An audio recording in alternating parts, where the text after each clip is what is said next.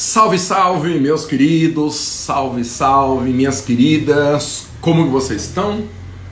Hoje, sábado, dia 23 de maio de 2020, 2 meses de quarentena, e estamos nós aqui cumprindo o nosso compromisso de falar sobre as coisas do direito administrativo. E hoje, infelizmente, o nosso último dia da semana aberta de direito administrativo da minha escola.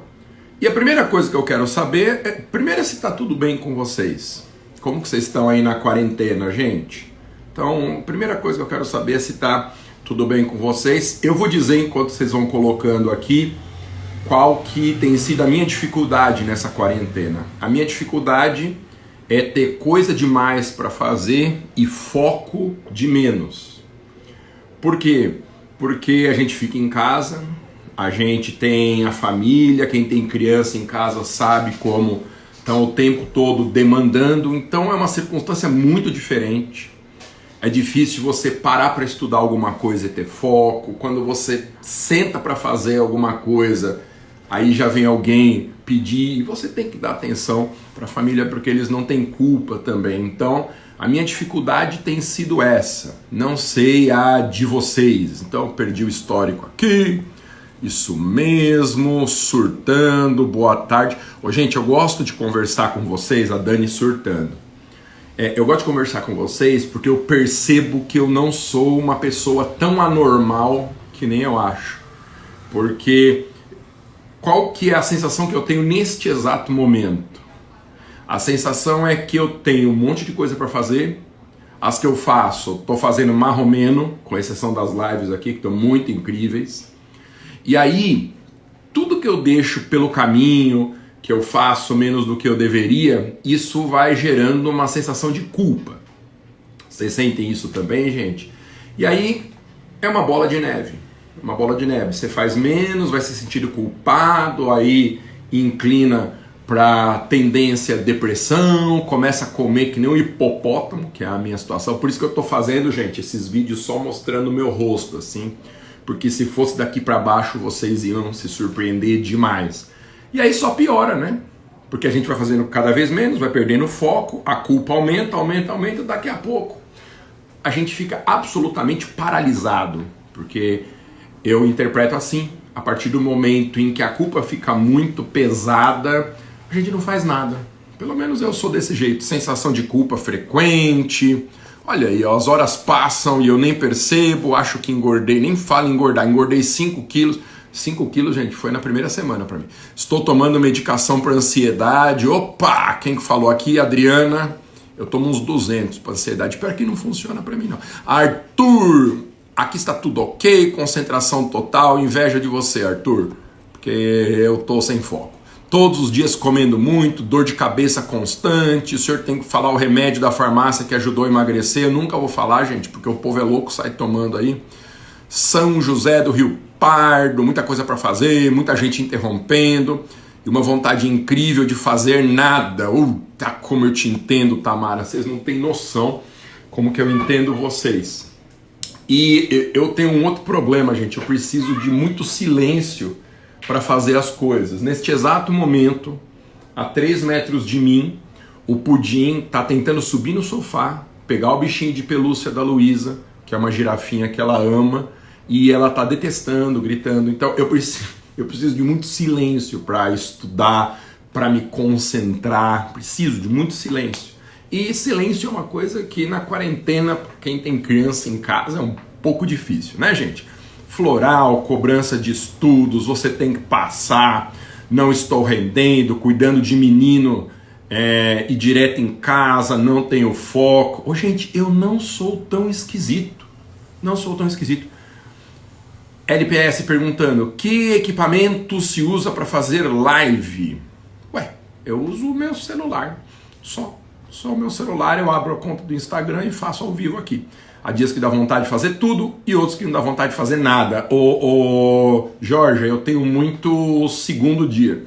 O primeiro não tem sido comum aqui para mim, não. Bom, só que eu sempre digo isso para os alunos da minha escola, não tem problema ter preguiça.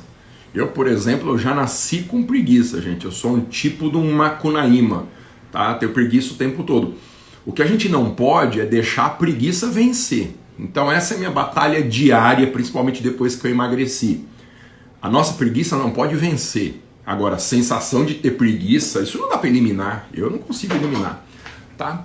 Então, é isso. Tô falando essas coisas para o pessoal ir chegando. Ontem apareceu um plantão criminal, eu dei um grito de felicidade. É verdade. Ô, gente, vocês estão já no meu grupo de Telegram? Quem tá no grupo de Telegram, dá um número 1 aí. Esses vídeos são top para preencher nossos dias. Melhor trabalhar e estudar de madrugada. Pois é, né? Lanhelas Truth. Eu também acho, de madrugada é melhor, mas aí a gente dorme que horas? Então, gente, ó, quem não tá no meu grupo de Telegram, depois dessa nossa conversa sobre desapropriação, vai no link que está na minha bio do perfil do Instagram. Bio, gente, é aquela descriçãozinha, é a biografia. Então, aquela descriçãozinha que vem embaixo da foto do perfil, aí tem um linkzinho, que é linktree.masa ou /masa, uma coisa assim. Quando você clica lá, vem uma série de botões. Então tem lá os meus aulões, quem quiser assistir aulão, como gabaritar administrativo, como passar na primeira fase da OAB, tá tudo lá para assistir gratuitamente o que você quiser. E tem um botão que é Telegram. Você clica no botão do Telegram e você entra no meu grupo. Quem tá no meu grupo de Telegram, eu criei esse grupo há 2 dias, gente, e já tá bombando. Eu coloquei um presentão para quem já é lá. Parece que sobra tempo para tudo, menos para estudar. Ô, gente, eu tô me identificando muito com o que vocês falam. Obrigado, gente. Eu podia fazer aqui uma fachada, né? Dizer assim, nossa, que dias incríveis que eu tô passando, nunca estudei tanto, olha, o caminho é fazer que nem eu faço, e faça isso, faça aquilo, mas eu não tenho coragem não, gente, de falar uma coisa que é diferente do que tá acontecendo. Tá um saco. A verdade é essa, tá uma droga essa pandemia. Repita por gentileza, é só clicar no link da minha bio que tem um botãozinho lá pro meu Telegram. Tá uma porcaria, tenho saudade de sair, tenho saudade de dar aula presencial para os meus alunos na graduação, fazer minhas coisas, é uma droga, tá? Saudades de suas aulas na São Judas, o Caio nem me fala que dá vontade de chorar. O pior, gente, é que eu tenho tanta coisa para fazer. Ó, em 1 minuto eu já começo, tá? Tô esperando o pessoal chegar. Eu tenho tanta coisa para fazer. Eu preciso terminar a minha tese do pós-doutorado que eu vou defender virtualmente em Salamanca, na Universidade de Salamanca, em julho. Eu tenho meu curso de prática para advocacia em direito administrativo. Atenção, quem advoga e quiser dar uma virada sensacional na carreira, não perder cliente em direito administrativo, porque às vezes cliente é a coisa mais rara hoje em dia na advocacia. Às vezes o cliente vem com um caso, é de direito administrativo, a gente encaminha para outro advogado, a gente perde o cliente. Então, quem precisar começar do zero na prática em direito administrativo, advocacia, fiquem ligados que vai sair a minha preparação para advocacia em direito administrativo, voltada para advogados, próxima semana. Sou tributarista, depois vai ter tributário. A turma de tributário é outra turma para advocacia em direito tributário. Eu acho que em 3 semanas eu já tenho novidades para vocês. Então, gente, eu preciso fazer as coisas desse meu cursos de prática na advocacia, tenho meus livros para atualizar e eu tenho 2 vontades. Eu tenho muita vontade de comer e muita vontade de dormir. Eu sou normal, gente. Eu não consigo ser diferente do que eu sou. Então, se eu falasse para você que tá tudo incrível, sensacional, silêncio absoluto, 6 horas líquidas para estudar por dia, eu ia estar mentindo. Bom dia, professor. Bom, olha lá, gente. Atendendo a pedidos, hoje eu vou tratar do 5º tema mais votado, que foi desapropriação. Quem vem acompanhando essas lives desde segunda-feira até hoje, que é a nossa última aula da semana aberta em direito administrativo, eu perguntei na segunda quais os temas de administrativo que vocês queriam que eu abordasse e foi feita uma votação. E aí a ordem exata do resultado foi contratos em primeiro, licitação em segundo, agentes públicos em terceiro, responsabilidade civil do Estado, que foi ontem, Gente, eu adorei a aula de ontem. Pessoa exibida, né? Eu adorei a interatividade com vocês. Espero que tenha sido proveitosa. E hoje o quinto tema mais votado foi desapropriação. É fácil desapropriação? Depende. O que você quer saber sobre desapropriação? Você quer saber o conceito, os princípios gerais? Melzinho na chupeta. A coisa mais fácil, não se usa mais, né, gente? Melzinho na chupeta, eu falava lá em Guarulhos. É a coisa mais fácil do mundo. Se você quer acertar perguntas em primeira fase de concurso e de exame de ordem, desapropriação ainda é um tema tranquilo. Agora, se você quer acertar qualquer coisa sobre desapropriação que te perguntarem ou começar a mexer com desapropriação na prática, aí é igual responsabilidade, gente. Não tem limite o que a gente pode aprofundar no tema desapropriação. Não tem limite. Vocês devem ter percebido ontem que a gente pode estudar a responsabilidade do Estado, por exemplo, em diversos níveis de profundidade. A gente pode estudar por cima, e aí eu te diria aquelas 4 frases que eu martelei, você ia decorar e já ia saber mais do que 99% das pessoas. A gente poderia saber um segundo nível ali, com mais algumas coisinhas e tal, mas a gente pode saber o que está por trás do assunto, qual é a lógica que justifica a existência das normas, e assim a gente consegue enfrentar problemas que nunca apareceram pra gente. Como que a gente acerta num assunto, uma pergunta que cai na prova, um caso que vem na advocacia, que para nós é algo inédito? A gente acerta conhecendo o raciocínio que está por trás da norma, a gente aplica esse raciocínio em casos inéditos e o resultado é como se a gente soubesse, tivesse estudado aquele assunto, tá? E tem coisas, gente, que, como eu expliquei ontem também, demoram uma vida pra gente entender. Entender é muito difícil. Eu dou aula há 20 anos, gente, eu falo isso das minhas realidades de direito administrativo e tributário. Na maioria dos temas, entender, saber porque as coisas são assim, é muito difícil. O caminho mais rápido para atingir resultados positivos é decorar. As pessoas têm um desespero com decorar, ai que coisa horrível, decorar, tal, mas é o caminho mais curto para a gente estudar rapidamente e ter resultado. Só que quando a gente decora, a gente só acerta o que cai igualzinho que a gente decorou. Porque decorar não ensina a lógica por trás da norma. Eu vou te mostrar qual é a lógica por trás das normas de desapropriação no Brasil. Obrigado, Alessandro, Jefferson. Gente, eu tô vendo todos vocês aqui. Tema ótimo. Obrigado, Wellington. Cuiabá é o caos, né? Notícia tributária. O Brasil é o caos para desapropriação, não é só Cuiabá, não. A Georgia. Gente, eu tô vendo todos vocês aqui, tá bom? É que se eu ficar dando muita atenção no chat, demora demais para eu começar o assunto. Então, de vez em quando, eu olho aqui para vocês, tá bom? Peço desculpas se eu não consigo responder a todo mundo aqui, mas eu preciso tratar do assunto.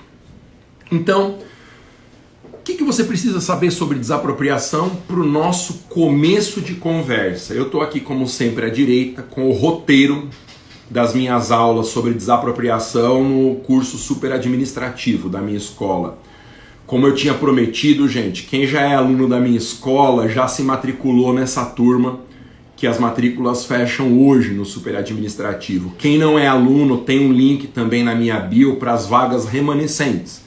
E aí, gente, eu avisei os alunos da escola, eu falei, vocês receberam um e-mail, tem essa quantidade de vagas, se vocês não pegarem a vaga de vocês, eu abro para quem não é aluno. Então, as vagas remanescentes agora estão abertas para os não alunos. Entre também no botão na minha bio, se você quiser fazer parte dessa turma de preparação do super administrativo e faça sua matrícula agora, garantindo uma das últimas vagas, porque hoje é o último dia de matrículas. Ok? Então, eu dizia, eu estou com o roteiro aberto aqui, de desapropriação nas aulas da minha escola, e eu vou te falar os assuntos mais importantes e o que está por trás da normatização desse tema.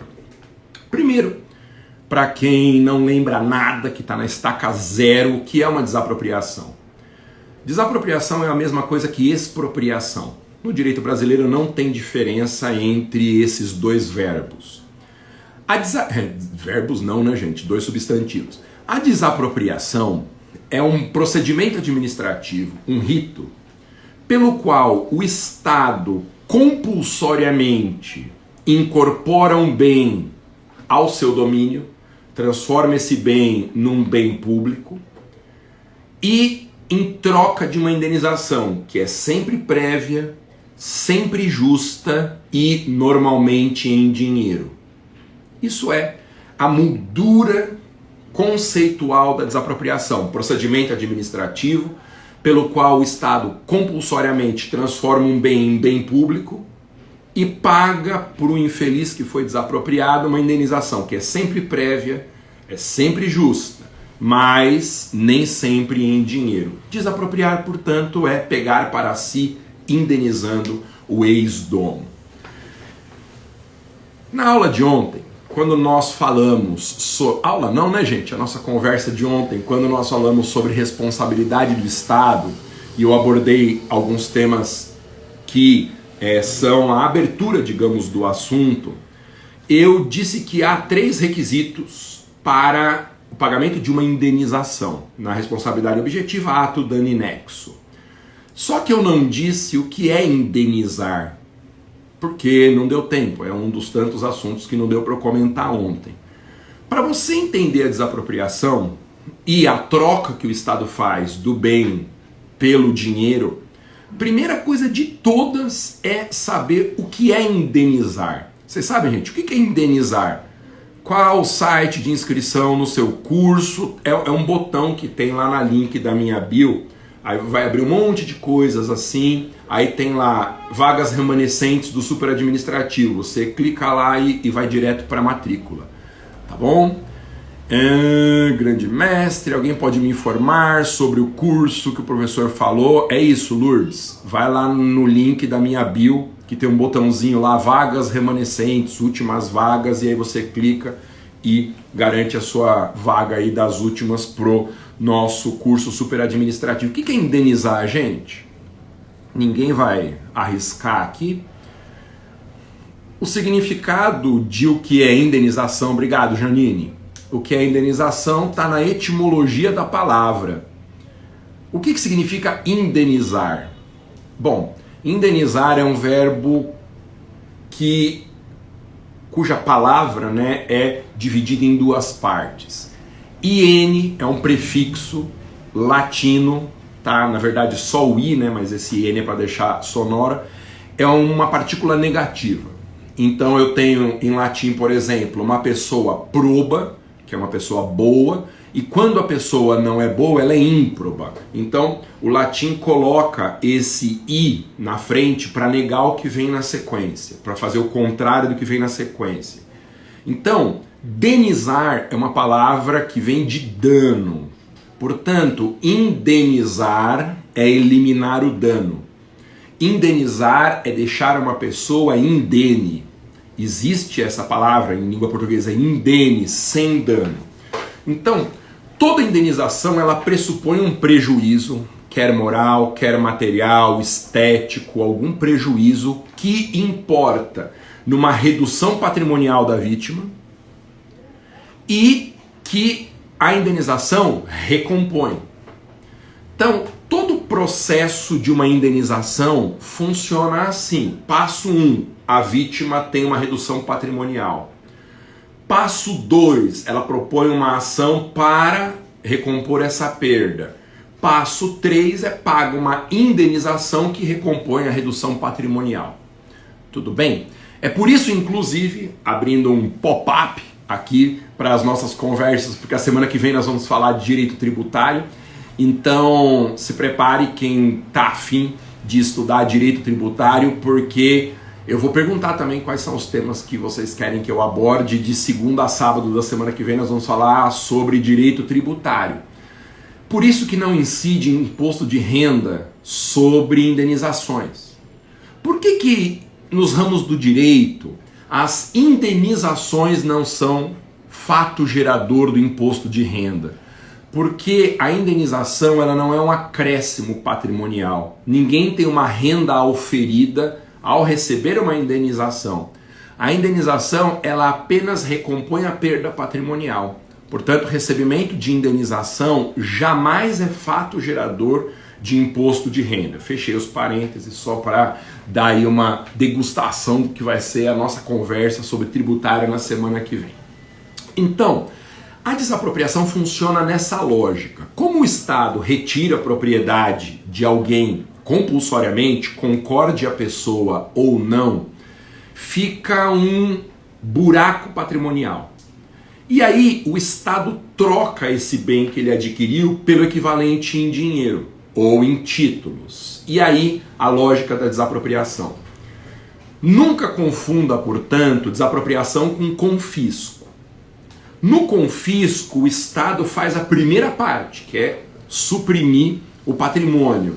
Só que ele não faz a segunda parte de recompor a perda patrimonial. No direito brasileiro, o confisco é uma pena, é uma punição. Então a pessoa perde o bem por algum ilícito que ela praticou e depois de perder o bem, ela não será indenizada, ok? Então a diferença principal entre desapropriar e confiscar é isso. A desapropriação é uma troca, o Estado fica com o bem e entrega a indenização. O confisco não tem troca nenhuma. O confisco é unilateral, o Estado simplesmente retira punitivamente a propriedade de alguém. Então, desapropriação é isso. O que mais que a gente precisa entender sobre a desapropriação? Se te perguntarem qual é, atenção para a palavra, a taxonomia ou taxinomia da desapropriação. Taxonomia ou taxinomia é um nome difícil que a doutrina usa para se referir à natureza jurídica de um instituto. Instituto no direito, gente, são as criaturas que o direito cria. Criatura que cria é péssimo, mas a ideia é essa. Lembra que eu falei ontem? Existem dois mundos separados. O mundo do ser, a nossa realidade fenomênica, e o mundo do dever ser. Um mundo normativo que só dá para ser visto se a gente colocar o óculos do ordenamento, que é a compreensão sobre essa realidade paralela, como se fosse a ilha de Lost, essa realidade paralela que o direito cria. Enquanto no mundo dos fatos, na nossa realidade fenomênica, existem pessoas, existem animais, existem essas criaturas do mundo do ser, no mundo do dever ser, as criaturas são outras, são institutos. Então, se a gente pudesse enxergar o mundo normativo, a chamada realidade deôntica, nós veríamos apenas institutos andando por aí. Institutos, portanto, são criaturas do mundo do direito. Desapropriação, para falar da minha matéria, os institutos, né? Desapropriação, licitação, ato administrativo, contrato, bem público, PJ, direito privado, são institutos. Legal? Criações do direito. Bom, se te perguntarem em algum lugar qual é a taxonomia ou taxinomia de um instituto jurídico, qual que é a taxonomia da licitação, a taxonomia do concurso, a taxonomia do órgão público, de qualquer coisa, a pessoa está usando um nome difícil para se referir à natureza jurídica. É como se ela perguntasse assim: qual a natureza jurídica da desapropriação? Qual a natureza jurídica da licitação? Qual a natureza jurídica do ato administrativo? Taxonomia ou taxinomia, as duas palavras são sinônimas, é o estudo da natureza jurídica de um instituto.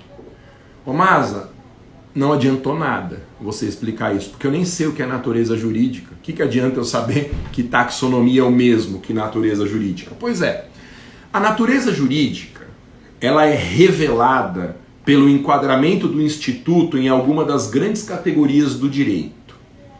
Então, imagina que o mundo do ordenamento, o mundo jurídico, a realidade do dever ser, a realidade deôntica é como a estante de uma biblioteca.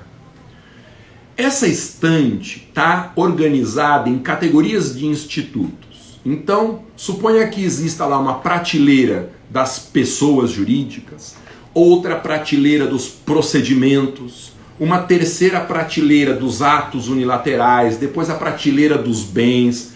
É uma organização, assim como a biblioteca, ela organiza livros de vários assuntos, o estudo da natureza jurídica organiza institutos de acordo com a proximidade do regime jurídico.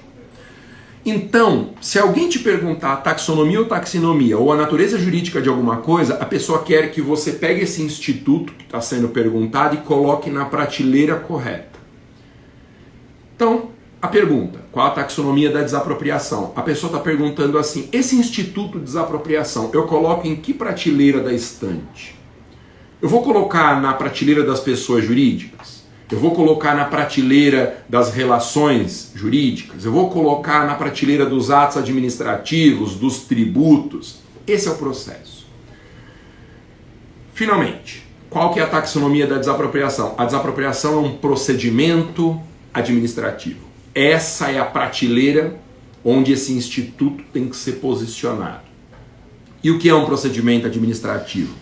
Procedimento administrativo é um rito, é uma sequência encadeada de atos em direito administrativo. Então, taxonomia, você pode até anotar, é igual natureza jurídica. Natureza jurídica é igual classificar o instituto. Natureza jurídica da desapropriação, um procedimento administrativo. O que é um procedimento? Uma sequência encadeada de atos. Gente, existem muitos procedimentos no direito administrativo que são primos da desapropriação. A desapropriação é um procedimento, a licitação é um procedimento, concurso público é um procedimento, processo disciplinar é um procedimento, tem dezenas de procedimentos de direito administrativo. E por que é que os procedimentos existem? Porque a Constituição garante o princípio do devido processo legal. O devido processo legal, artigo 5º, inciso 54, é uma garantia que nós temos de que as decisões estatais serão precedidas de um rito.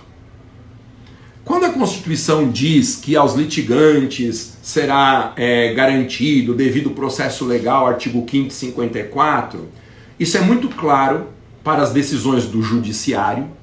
Você sabe, né? Antes de uma decisão judicial, uma sentença ser prolatada, tem que ter um processo.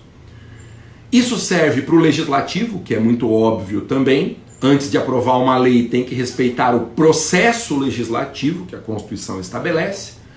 Mas se é claro o devido processo no judiciário, se é claro o devido processo no legislativo, no executivo as pessoas acham que não tem a obrigatoriedade de procedimento. Tem, porque a Constituição não distingue se a decisão que tem que ser precedida de um rito, ela é do legislativo, do judiciário ou do executivo. Então, a decisão de desapropriar um bem é uma decisão de direito administrativo. Ela tem que ser precedida de um rito. Qual é esse rito? É o rito da desapropriação.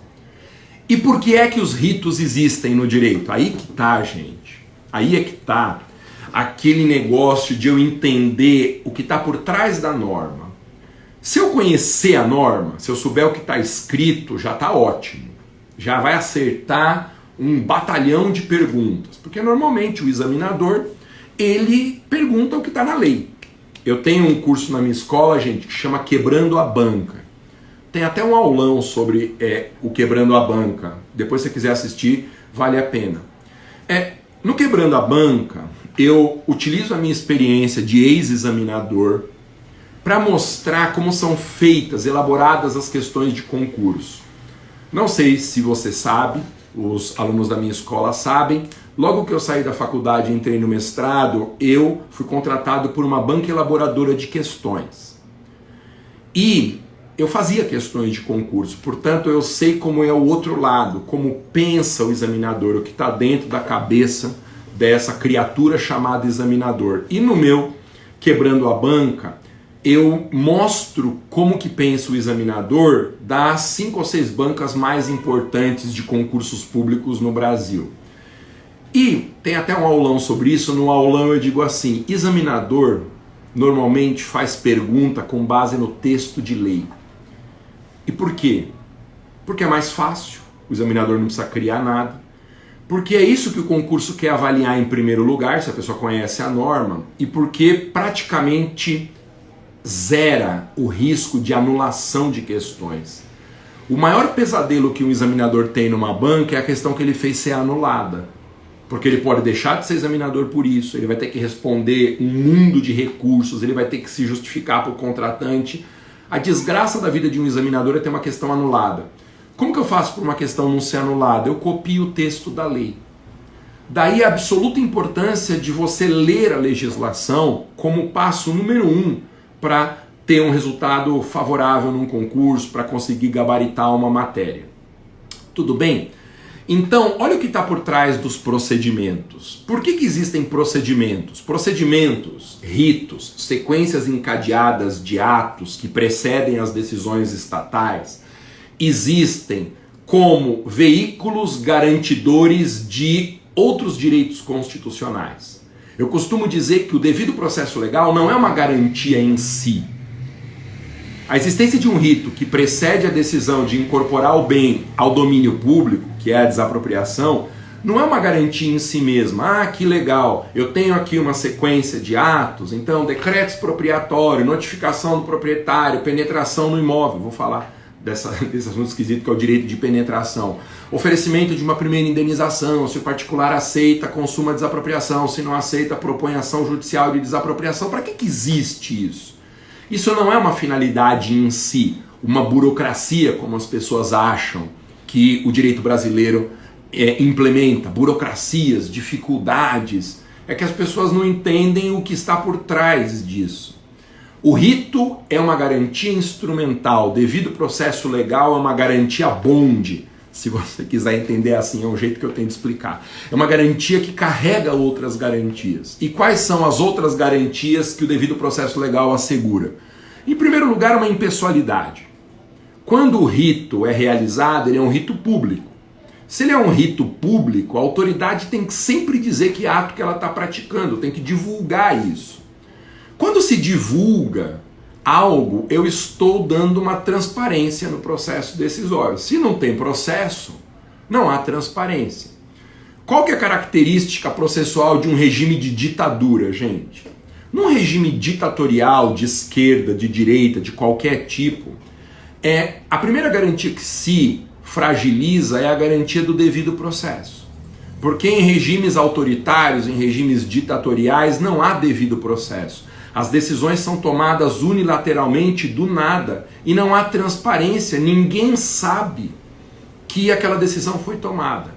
A transparência no processo decisório é uma garantia do Estado de Direito e só existe em regimes democráticos. Bom, quando eu estabeleço um procedimento, eu estou garantindo transparência. Em segundo lugar, eu estou garantindo impessoalidade. Eu falei das duas coisas ao mesmo tempo, né, gente? Então, transparência e impessoalidade. Dar divulgação ao procedimento significa que é mais difícil de eu, autoridade, defender um interesse que não seja o interesse público. Então, impessoalidade, transparência. E, principalmente, o devido processo legal existe para assegurar contraditório, ampla defesa e recorribilidade das decisões. Isso está no artigo 5º, logo no inciso seguinte do devido processo. O devido processo é o 54, 55, as garantias do contraditório, ampla defesa e os recursos a ela inerentes, que é o princípio da recorribilidade das decisões administrativas. Portanto, se o Estado, ou mais especificamente que nos interessa, a administração pública, pratica uma decisão sem rito, automaticamente, além de violar o devido processo, viola também contraditório, ampla defesa, impessoalidade e transparência das decisões. Resumindo, o devido processo legal existe para assegurar outras garantias. Se não há um rito decisório prévio à tomada de uma decisão da administração pública, eu não consigo dar transparência, eu não consigo garantir impessoalidade, eu não consigo assegurar contraditório, eu não consigo assegurar ampla defesa e muito menos a recorribilidade das decisões. Isso é um procedimento. Então nunca mais na sua vida diga que um procedimento existe porque o Estado é burocrático. Pode ser isso também, é um jeito de enxergar. Mas o procedimento no direito existe para atender essas outras garantias que eu comentei. É isso que está por trás da natureza jurídica de uma desapropriação. Entendido?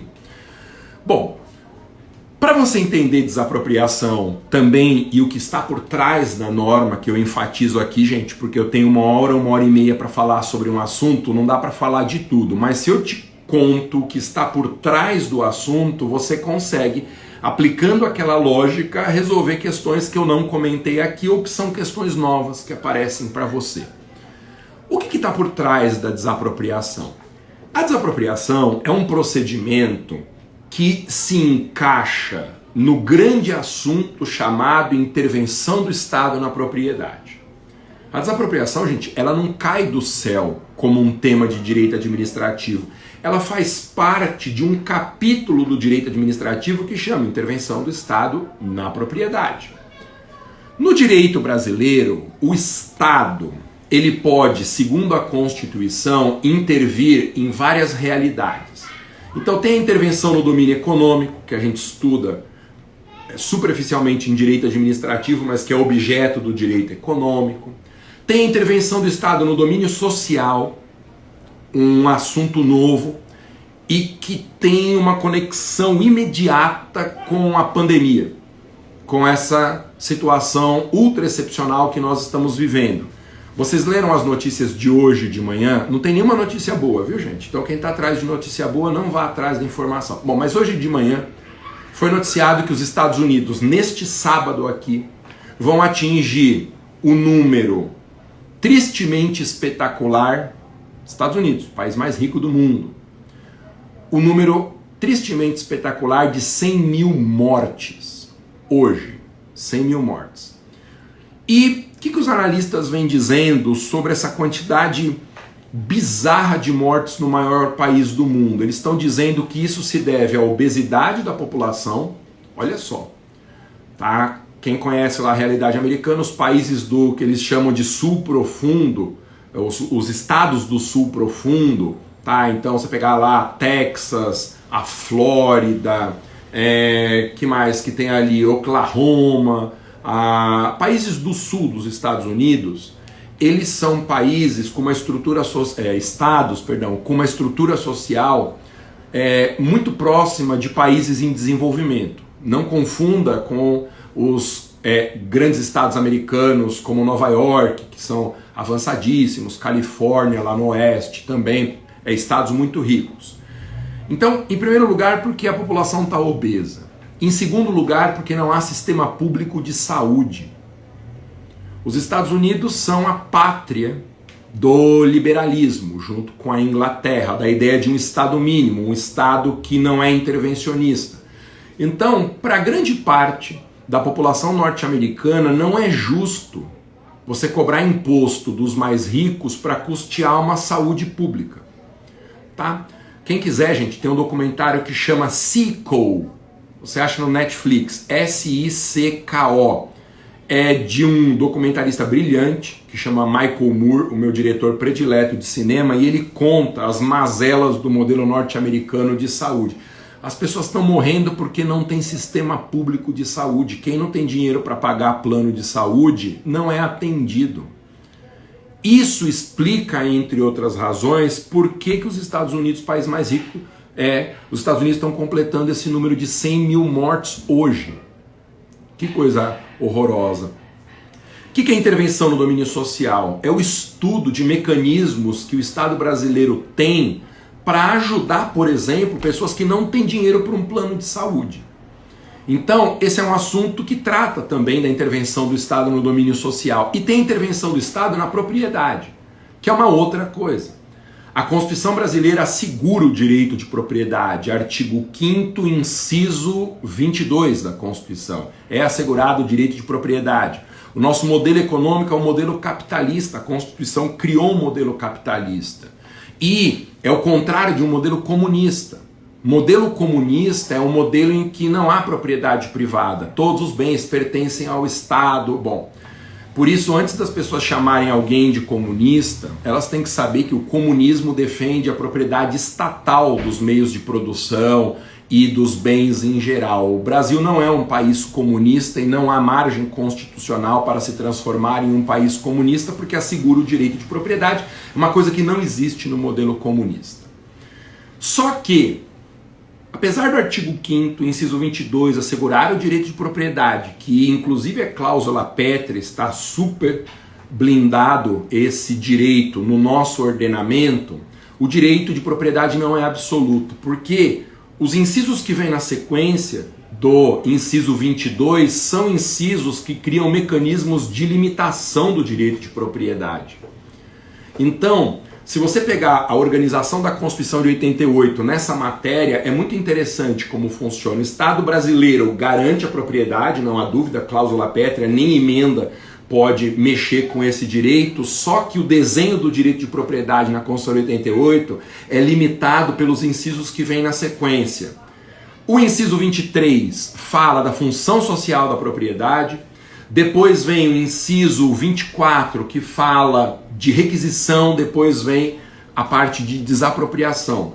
O que é a função social da propriedade, o que é a requisição, o que a desapropriação tem em comum? São limitações ao direito de propriedade. Portanto, o direito de propriedade na Constituição de 88 é um direito relativo. Ele encontra limites em outros valores que a própria Constituição estabelece. Eu não posso sustentar, se eu sou uma pessoa sã, que o confisco é uma violação do direito de propriedade. Eu não posso defender que a desapropriação é uma violação do direito de propriedade, que a requisição é uma violação do direito de propriedade, que a função social é uma violação do direito de propriedade, porque o desenho do direito de propriedade na Constituição de 88 já é um desenho limitado por esses outros institutos. Ok? Bom, os mecanismos que o Estado brasileiro possui para intervenção na propriedade são instrumentos que existem para assegurar um princípio fundamental, que é o princípio da função social da propriedade. O Estado brasileiro pode confiscar para garantir a função social da propriedade, pode desapropriar para garantir a função social da propriedade, pode requisitar como uma forma de garantir a função social da propriedade. Então, o princípio da função social da propriedade é a grande limitação geral ao direito de propriedade no texto de 88. E o que é a função social da propriedade? Resumindo ao mínimo possível, função social da propriedade é um mecanismo para compatibilizar a propriedade privada e o interesse coletivo. Ô, gente, não é porque eu tenho um carro, não é porque a Constituição me assegura a propriedade de um carro que eu consegui comprar, que eu possa andar por aí sem carteira. A necessidade de uma habilitação para conduzir veículos existe em função dessa ideia da função social da propriedade. Não é porque eu sou dono de um veículo que eu posso estacionar em cima da calçada, que eu posso andar na contramão, que numa rua com uma faixa só eu possa andar a 200 km por hora, eu possa dirigir tendo 12 anos. O que são todas essas coisas? São limitações do direito de propriedade para garantir o interesse público. Ah, mas o carro é meu, eu faço com ele o que eu quero. Não, isso se você morasse sozinho, se você fosse o exército de um homem só, ou, sei lá, o bloco do eu sozinho, se você existisse sozinho numa sociedade. Para que uma sociedade possa se organizar e se tornar viável, eu preciso criar restrições aos direitos individuais. Não é porque a Constituição me assegura a liberdade de ir e vir que eu posso entrar na casa de um vizinho meu aqui no condomínio. Eu entro lá e falo, desculpa, a Constituição assegura a minha liberdade de ir e vir e eu quero vir aqui na sua casa, eu quero circular, tal. Não, há uma limitação estabelecida pelo próprio sistema. Então, isso daí foi muito comentado, gente, lá no pós-doutorado em Salamanca. Os espanhóis estão discutindo se existem direitos constitucionais incontrastáveis. Ou seja, se existe alguma garantia na Constituição que não encontra exceções. E o que foi discutido lá é que, possivelmente nas constituições modernas, o único direito que é incontrastável é o devido processo legal. Ele não tem exceções, todos os outros têm. Portanto, para fechar essa nossa conversa da abertura da desapropriação, a desapropriação está nesse contexto constitucional, nesse subsistema constitucional de equilíbrio entre o direito de propriedade e a sua função social. Bom, a desapropriação ela pode ser classificada como uma forma supressiva de intervenção na propriedade. Ô, gente, faz sentido o que eu estou falando? O André Luiz, metido demais, nunca foi para Osasco. Ô, gente, do que ele está falando? O Renato, sempre politicamente muito correto, perguntando se o Steve Wonder raspou o meu cabelo. O problema é transformar exceção em regra, Montans vai fazer live, pós-doutorado, sacanagem. Ô, gente, eles estão tumultuando, você raspou a lateral do cabelo, tá parecendo o Pelezinho do desenho. Pois é, gente, olha aqui, barbaridade aqui, que bagunça, os caras estão zoando minha live. Ô, gente, pode excluir alguém, esse mas é top demais. Vocês estão conseguindo acompanhar, gente? Menos o Montans e o André que estão enchendo o saco aí. Tá ótimo, podemos considerar a desapropriação uma exceção. Quem perguntou isso aqui? Ô, Caroline, depende do que você está querendo dizer com isso. Se você está querendo dizer que a desapropriação é um instrumento excepcional do Estado, que não pode ser usado em situações de normalidade, a afirmação não é correta. Porque existem espécies de desapropriação que são chamadas de ordinárias, de comuns. Agora, se você quer dizer que a desapropriação é uma exceção à propriedade privada na Constituição, você está certo. Tá bom? Abraço do Acre, tudo tranquilo. Meu Deus do céu, os caras estão infernizando minha live, mas eu não estou nem aí para eles, gente. Olha só. Os instrumentos que o direito brasileiro tem de intervenção na propriedade privada, eles estão classificados em 3 grandes categorias. Tem as formas ilícitas de intervenção, como o apossamento administrativo, a desapropriação indireta, em que o Estado intervém na propriedade violando o direito. Essa é uma primeira classe. Existe uma segunda classe de mecanismos de intervenção, que são os mecanismos chamados de restritivos de direito, ou não supressivos, em que o Estado intervém, mas ele mantém a propriedade com o particular. Então, existem instrumentos de intervenção na propriedade que não suprimem o direito de propriedade. O Estado não pega o bem para ele. Ele só cria formas de, mantendo a propriedade com o dono, defender o interesse público. Então, formas não supressivas ou restritivas de direitos. São 5, só para você organizar o assunto na sua cabeça. Poder de polícia, servidão, tombamento, requisição administrativa e ocupação temporária. Nessas 5 figuras, o Estado intervém na propriedade privada, mas não pega o bem para ele. E uma terceira classe são as formas de intervenção supressivas de domínio, em que o Estado, para garantir a função social da propriedade, ele retira o bem do particular. O bem deixa de ser privado e passa ao domínio público. Por isso nós falamos de formas supressivas de domínio. O Estado elimina a propriedade privada e incorpora o bem ao domínio público. A desapropriação está nessa terceira classe, junto com o confisco, junto com a pena de perdimento de bens, outras formas que o direito brasileiro tem de você tirar a propriedade de um particular.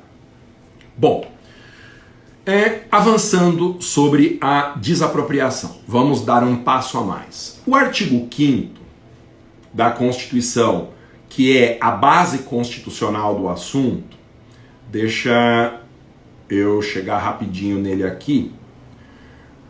Nossa, é tanta coisa, gente. Ó, fundamentos da desapropriação, tem que falar isso de qualquer jeito. Bom, quando a Constituição fala, eu queria te mostrar a norma aqui, mas eu não estou achando porque o roteiro é muito grande. Tá? Bom, vou falar aqui sem olhar no roteiro. Quando o artigo 5º, inciso 24, fala sobre a desapropriação, essa é uma parte que as pessoas confundem demais. A Constituição diz que há 3 fundamentos para o Estado brasileiro desapropriar. Quais são esses fundamentos? Utilidade pública, necessidade pública e interesse social. A norma diz isso. É garantido o procedimento de desapropriação nas hipóteses de utilidade pública, necessidade pública e interesse social, assegurado ao proprietário indenização prévia, justa e como regra em dinheiro. O que são esses 3 fundamentos que as pessoas confundem terrivelmente? Não sei se você já estudou isso. Se você estudou, me perdoe, mas a minha proposta é atender mesmo quem está aí na estaca 0 de direito administrativo. Ô Masa, tem alguma estaca anterior a 0? Pois é, gente, o meu objetivo é começar do 0 até o conhecimento como especialista, para não errar nenhuma questão de concurso. O que são esses 3 fundamentos? A Constituição, ela dá esse comando para o legislador. Quando o artigo 5º, inciso 24, fala dos 3 fundamentos da desapropriação, a norma não está se dirigindo ao executivo. Não é uma norma para a administração pública. É um dispositivo que fala para o parlamento. A primeira coisa que a gente tem que se perguntar numa norma constitucional, gente, é para quem que a Constituição está falando. Qual é o destinatário da norma? Então, esse dispositivo, ele é dirigido ao legislador. A Constituição está dizendo, ô legislador, quando você for disciplinar o rito da desapropriação, faz um favor para mim, a Constituição dizendo, cria 3 ritos diferentes. Você vai criar um rito de desapropriação para a utilidade pública.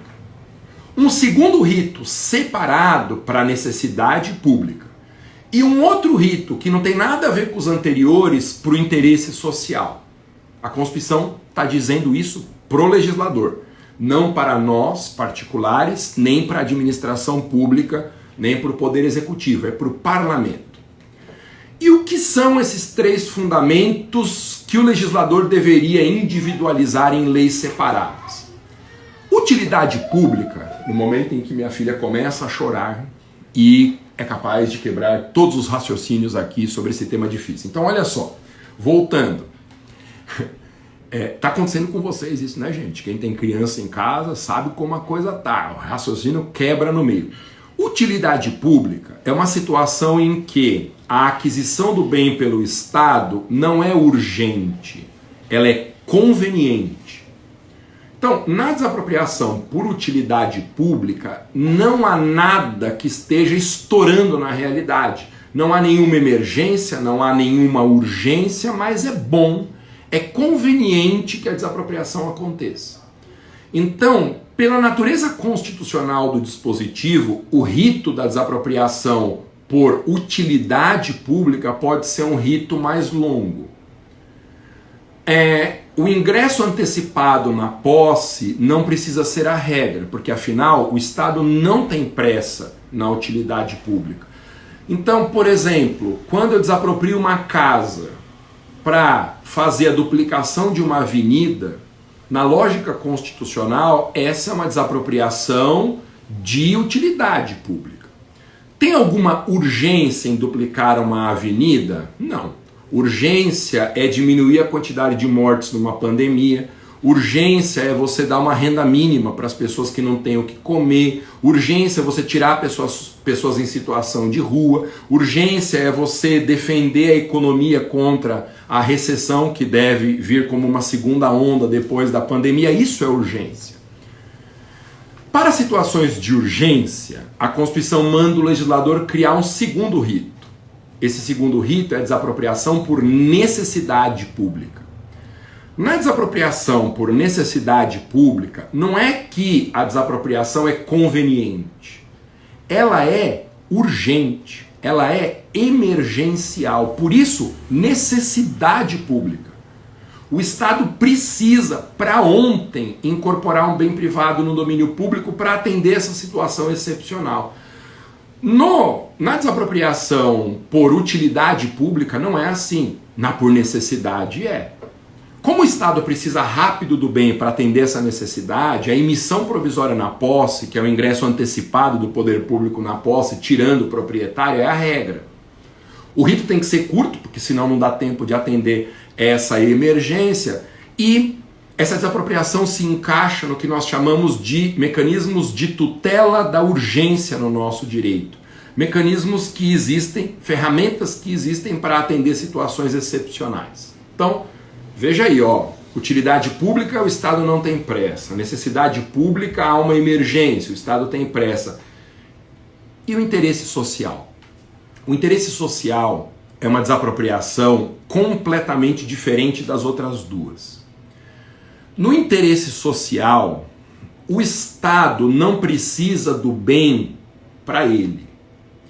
No interesse social, o que o Estado faz é retirar a propriedade de alguém que não cumpre a função social. O Estado incorpora transitoriamente o bem no seu domínio e já entrega esse bem para quem vai cumprir a função social. Então, na desapropriação por interesse social, não há utilidade pública, a questão não é essa de conveniência, não há necessidade pública, não há nenhuma emergência. O que acontece é que o Estado, como protetor da função social, olha para alguém que não está cumprindo a função social na sua propriedade, retira essa propriedade do sujeito que está praticando um ato ilícito e entrega a propriedade para alguém que vai cumprir a função social. Perceba que é completamente diferente. Na necessidade pública e na utilidade pública, o Estado pega o bem para ele. No interesse social, o Estado só repassa. O bem vira bem público, afinal, o Estado tem que transformar em bem público, mas transitoriamente, até que eu encontre alguém que vá cumprir a função social e que, portanto, atenda ao comando constitucional de que a propriedade deverá cumprir a sua função social. Entenderam? Eu sou boa aluna, desapropriação para transformar em parque nacional se encaixa em qual hipótese? Caroline, eu chego lá. Acho que seria na utilidade. Olha só, vou me comportar. Por mais difícil que seja, presta atenção que faz parecer importante. Ô, gente, eu não vou mais ler, eu peço que vocês não leiam mais mensagens aqui no chat, nem do Renato, nem do André Luiz, porque o único objetivo deles é tirar a atenção de vocês para a aula de hoje, tá? Ô, gente, na semana que vem, se ele parar de encher meu saco, eu vou trazer o André Luiz para conversar com a gente aqui, igual o Montans, o João Aguirre, para dar uma quebrada, gente. Porque, na verdade, é isso que eles querem. Eles estão carentes, querem chamar a atenção e por isso estão tumultuando aqui. No momento em que começa mais uma briga aqui em casa, gente, vocês ouvirem gritos, latidos, coisas assim, é porque o bicho está pegando nessa pandemia complicada. Bom, professor, exclui eles. Não, eu não vou fazer isso porque eles são tão carentes que se eu excluir, eles vão ficar bravos comigo. Bom, isso é o que está por trás dos 3 fundamentos constitucionais da desapropriação. Guarda essa informação que eu vou abrir aqui parênteses para explicar uma outra coisa. O que eu disse, os 3 fundamentos constitucionais da desapropriação, você não pode confundir com o chamado fundamento político da desapropriação. O fundamento político da desapropriação é um instituto chamado Dominus Eminens.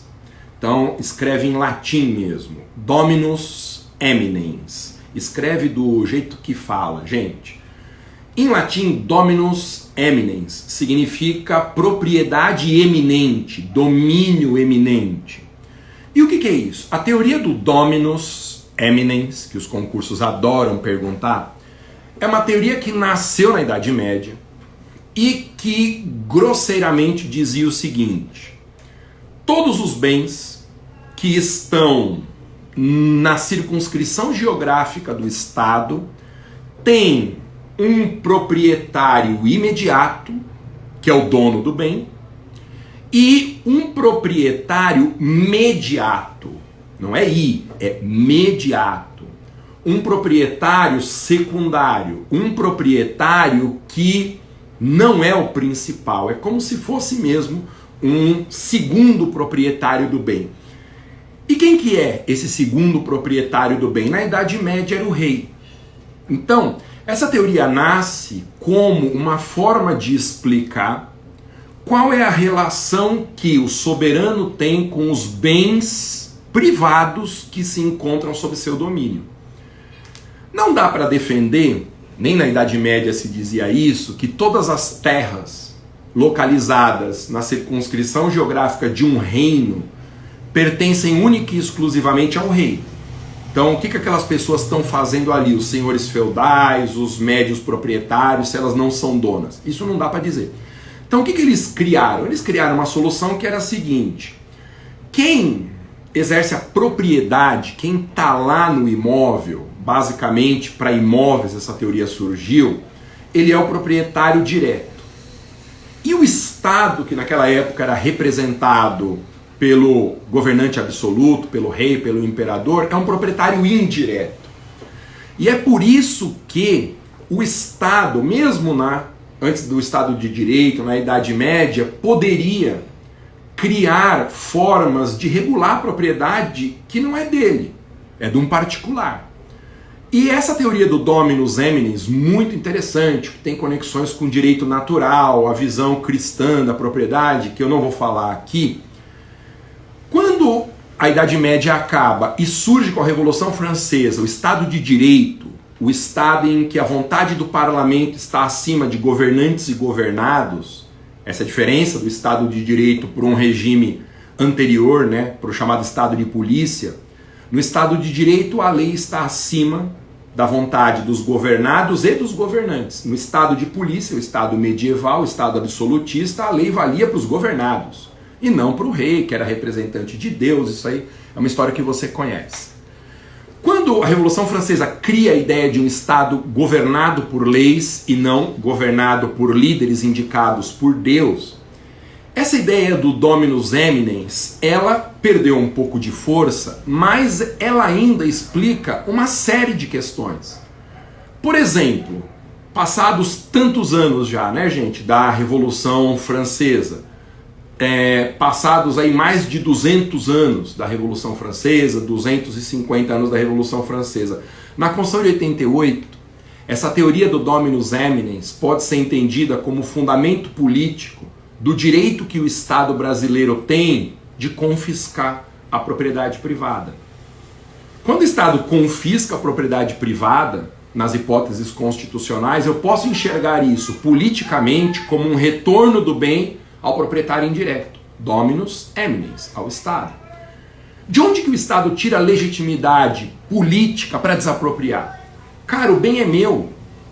A Constituição me assegura o direito de propriedade. Eu comprei com o dinheiro suado do meu trabalho. Por que o Estado vem aqui e diz, cai fora, porque agora esse bem é meu e pega essa mixaria de indenização aqui, senão vai discutir na justiça? Por quê? Juridicamente, o fundamento é a função social da propriedade, a supremacia do interesse público sobre o privado, mas politicamente é um reflexo distante do dominus eminens. O Estado pode fazer isso, porque o proprietário ele tem apenas um domínio direto.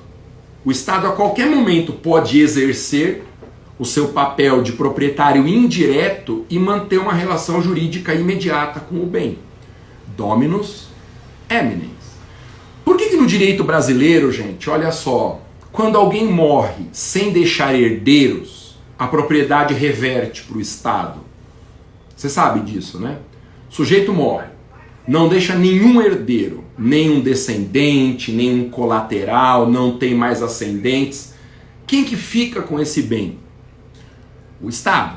E por que vai para o Estado? Não poderia ir para uma fundação de atendimento a pessoas que não têm propriedade? Não poderia ir para qualquer outra destinação? Porque o bem volta a pertencer a alguém que era proprietário indireto. Então, desaparece a relação do dono com a coisa, volta uma relação que estava implícita, que estava ali subentendida. Dominus eminens. Essa é a teoria do dominus eminens hoje, aplicada à realidade da intervenção do Estado na propriedade privada. Esse é o fundamento político da desapropriação. Fechei parênteses para te explicar isso. Voltamos aos 3 fundamentos constitucionais do poder de expropriar. O Constituinte criou esse comando dirigido ao parlamento, não ao executivo, não aos particulares. Porém, como frequentemente acontece, o nosso legislativo não fez a lição de casa. Quem legisla sobre desapropriação, gente, é só a União. Então, o Congresso Nacional não fez o dever de casa. Qual que seria o dever de casa? Criar um procedimento para desapropriação de utilidade pública, esse já existe, é um decreto da época da ditadura Vargas, decreto 33 65 de 41. Se você pegar a Lei Geral de Desapropriações no Brasil, decreto 3365 de 41, está escrito lá. Esse decreto regulamenta o procedimento da desapropriação por utilidade pública. O Congresso Nacional não criou uma lei da desapropriação por necessidade pública. Essa desapropriação de rito sumário, uma desapropriação para urgência, com emissão provisória na posse sendo a regra, não criou. Nós não temos essa lei da desapropriação por necessidade pública. E a desapropriação por interesse social, ela tem duas hipóteses constitucionais, tá, que a gente pode aplicar usando outros ritos, e uma lei de 1964, antes do golpe militar, que trata do interesse social na desapropriação, mas muito genericamente. Muito genericamente. Qual é o problema normativo que nós temos nesse momento no Brasil em matéria de desapropriação no ano de 2020? Já que o Legislativo não fez a sua lição de casa, as outras duas desapropriações precisam ter alguma regulação. Então, qual que foi o arremedo que a doutrina deu para resolver esse problema? A doutrina diz, enquanto nós não temos a Lei Geral de Desapropriação por necessidade pública e nem uma lei de desapropriação por interesse social, qual lei se aplica? Será que o Estado brasileiro não pode desapropriar porque não tem a lei? Mas a Constituição garante a possibilidade de desapropriar. O que a doutrina fez? Ela disse assim, enquanto não vierem essas duas leis, se aplica a única lei geral que existe. Decreto 3365 de 41. Que, a partir dessa omissão legislativa, passa a tapar um buraco, a ser adaptado, como diria meu irmão, professor João Aguirre, é uma solução mambembe para omissão legislativa. Como no direito brasileiro nós não temos como cidadãos o direito subjetivo à emanação de normas, eu não posso obrigar o legislativo a legislar, porque isso feriria a independência que o poder legislativo tem, a gente fica esperando sair uma lei que nos assegure, nas outras duas desapropriações, as garantias de um devido processo legal. Que nos assegure, além do devido processo legal, lembra, transparência, impessoalidade, contraditório, ampla defesa e recorribilidade das decisões. Essa é a nossa situação. Nós temos um gato na legislação brasileira, para usar a linguagem lá de Guarulhos. Nós temos uma adaptação grotesca de um rito que não foi feito para as outras duas desapropriações e que, por falta de lei, não tem nada melhor do que isso, vale para as outras espécies. Entenderam esses três fundamentos? Entenderam a norma constitucional, a diferença entre essas três hipóteses, a lacuna legislativa, o porquê que o decreto 3365 é uma porcaria, a origem que ele tem numa das ditaduras do século passado e por que ele é mal adaptado para as outras desapropriações? Esse é o bastidor do tema desapropriação, que está por trás das normas que hoje o direito brasileiro, ainda que de forma incompleta, ele apresenta para nós. Dá para entender, gente? Ou eu estou viajando demais? Hoje, gente, eu optei por não falar de rito. Eu achei a aula de desapropriação na quarta-feira uma aula muito procedimental, assim. E, como eu falei muito de rito, isso atende a advogados, algumas questões de concursos mais avançados que perguntam o rito licitatório, mas não é para todo mundo, tá? Porque não tem interesse mesmo. Então aqui eu optei na desapropriação por falar de coisas que valem para todo mundo. Se seu objetivo é concurso público, serve para você. Se você quer advogar, na matéria serve para você. Serve para o exame de ordem, primeira e segunda fase. Tudo isso que eu falo cai, tá bom? Nas provas. Sim, claramente, você é ótimo, muita didática. 6 anos que não te vejo, desde que fui aprovado na OAB, continuo emagrecendo. Não tô não. Marcelo, meu querido, eu tô no processo inverso agora, que é de novo virar uma baleia. A Janaína, deixa salvo, professor, sempre fica salvo. A Nilda, show de bola. Luciano Ferreira, a aula traz informações profundas, adorei. Pois é. Deixa eu falar de outro assunto tabu em matéria de desapropriação. Qual a diferença entre... Então, ó, você tem que guardar na sua cabeça aqueles 3 fundamentos da desapropriação, a lógica por trás deles. Aí você fecha a gaveta desse assunto na sua cabeça, porque por enquanto não dá para você perceber a conexão entre o que eu vou falar e o que eu disse agora. Trate disso como um assunto isolado que já foi explicado inteiro, guarde na sua cabeça e esqueça o que eu falei para a gente entender o passo seguinte. Além dos 3 fundamentos da desapropriação, existe uma outra classificação, uma diferença que é fundamental entre desapropriação ordinária e desapropriação extraordinária. Não tem relação com aqueles 3 fundamentos que eu posso explicar hoje, porque gastaria muito tempo para explicar. Mas é uma outra classificação das desapropriações. Bom, começar pelo fácil. O que é uma desapropriação ordinária? Para usar a palavra do grande filósofo compadre Washington na música do Tchan, né? O que é uma coisa ordinária? Coisa ordinária é uma coisa comum. Ordinário significa isso. O que é o rito ordinário? É o rito comum para alguma coisa. A desapropriação ordinária é a desapropriação comunzona. E a desapropriação ordinária, ela é de competência concorrente entre as entidades federativas. Quem que pode desapropriar na desapropriação ordinária? União, estados, Distrito Federal e municípios. Guarde aí. Competência para desapropriar. Desapropriar é iniciar o rito da desapropriação. União, estados, Distrito Federal e municípios. As 4 entidades federativas podem desapropriar. Não confunda com competência para legislar sobre desapropriação. Legislar sobre desapropriação é só a União. Desapropriar, que é iniciar a desapropriação, incorporar o bem ao domínio público, competência concorrente das 4 entidades federativas. E, inacreditável, fora as 4 entidades federativas, nós temos mais 2 entidades. Lembra que entidade, lembra da aula que nós falamos disso? Entidade é o nome que o direito administrativo dá para pessoa jurídica estatal.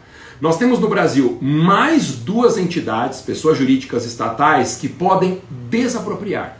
Duvido alguém saber isso. Gente, primeira vez que assisto sua live, adorei, seja bem-vinda, Janaína, obrigado por dispor do seu tempo, eu que agradeço, Rosenberg. Quais são, gente, as outras 2 entidades brasileiras que podem desapropriar, começar o rito expropriatório? Pois é, são 2 autarquias federais. É inacreditável, mas é assim. Ó, o Leandro Cervantes acertou o primeiro caso. Juninho, não é isso não. Olha só. Podem desapropriar no direito brasileiro, fora as entidades federativas, a ANEEL, vai vendo, Agência Nacional de Energia Elétrica, e o DENIT, Departamento Nacional de Infraestrutura dos Transportes. Essa questão cai, gente, de forma devastadora em concurso, em exame de ordem. Porque uma competência tão poderosa como essa para desapropriar tem que ficar na mão de entidade federativa, de pessoa jurídica estatal que ao mesmo tempo legisla, julga e executa. Quando eu entrego esse poder fantástico para uma autarquia, eu estou ultrapassando o que uma autarquia tem que ter de competência. Eu estou dando uma atribuição para uma autarquia que não faz sentido dentro do ordenamento. Mas a legislação dessas 2 autarquias fez isso. Ela permite que, dentro da área de atuação da ANEEL, Energia Elétrica, e do DENIT, Infraestrutura de Transportes Federais, a desapropriação seja iniciada pelas autarquias. Tudo bem? É impressionante, mas é assim. Essa é a competência para desapropriar, na desapropriação ordinária. Como essa desapropriação é ordinária, a indenização obrigatoriamente deverá ser prévia, justa e em dinheiro. Desapropriação ordinária não é uma punição. Então eu faço aquela troca que eu comentei no início da nossa conversa. Eu troco a propriedade de um particular que não está fazendo nada de errado, a não ser um azarado que vai perder o bem, e eu entrego em dinheiro o que vai recompor o prejuízo, o que vai deixar esse proprietário indene, sem dano. A indenização prévia, justa e em dinheiro. Essa é a desapropriação ordinária, competência concorrente. E existe uma outra desapropriação que não é a ordinária, é a extraordinária. A desapropriação extraordinária é uma punição. Ela não é uma troca, ela é uma pena. A desapropriação extraordinária é uma sanção para quem descumpre a função social da propriedade. Quais são as hipóteses de desapropriação extraordinária? Só duas que a Constituição tem que prever. Isso é importante. Na desapropriação extraordinária, eu não vou pagar a indenização em dinheiro, ela vai ser prévia, justa, mas em títulos. Eu só posso trocar a propriedade de alguém por papéis. Esses títulos são papéis, como notas promissórias resgatáveis em longo prazo.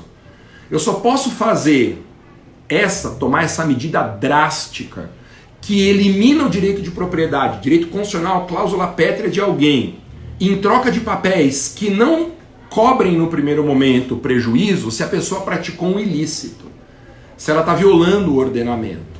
Então a desapropriação extraordinária ela é punitiva. São duas hipóteses constitucionais e aí não há competência concorrente. Não existe competência concorrente. A competência é privativa. A União pode desapropriar imóveis rurais que descumpram a função social e a competência é privativa dela. A indenização não é em dinheiro. A indenização é prévia, justa, mas em títulos da dívida agrária, TDAs, que na prática, na advocacia, a gente chama de moeda podre. Você pega um TDA na mão, você tem que esperar 20 anos para resgatar o valor. E quando você vai resgatar, o poder público não reconhece aquele documento. Então é uma miséria ter um TDA na mão. Mas por que eu faço isso? Eu tomo essa medida enérgica? Porque o dono dessa propriedade está praticando um ilícito. Então ele vai ser punido pelo sistema, tendo que aguardar o prazo para levantamento do valor da TDA. Essa é a punição. E uma segunda hipótese, muito difícil de ser realizada, que é a desapropriação urbanística. A desapropriação extraordinária urbanística, como o próprio nome sugere, urbanística vem de urbano, de urbs, que é cidade, ela é de competência da cidade. Quem que é a cidade? É o município. Só o município pode desapropriar imóveis urbanos que descumpram a função social, pagando em troca indenização. É uma punição prévia, justa, mas não é em dinheiro. É em títulos da dívida. Aqui não são títulos da dívida agrária, porque são documentos municipais com o mesmo problema. Você perde a propriedade e não recebe dinheiro para comprar outra, para morar em outro lugar, não.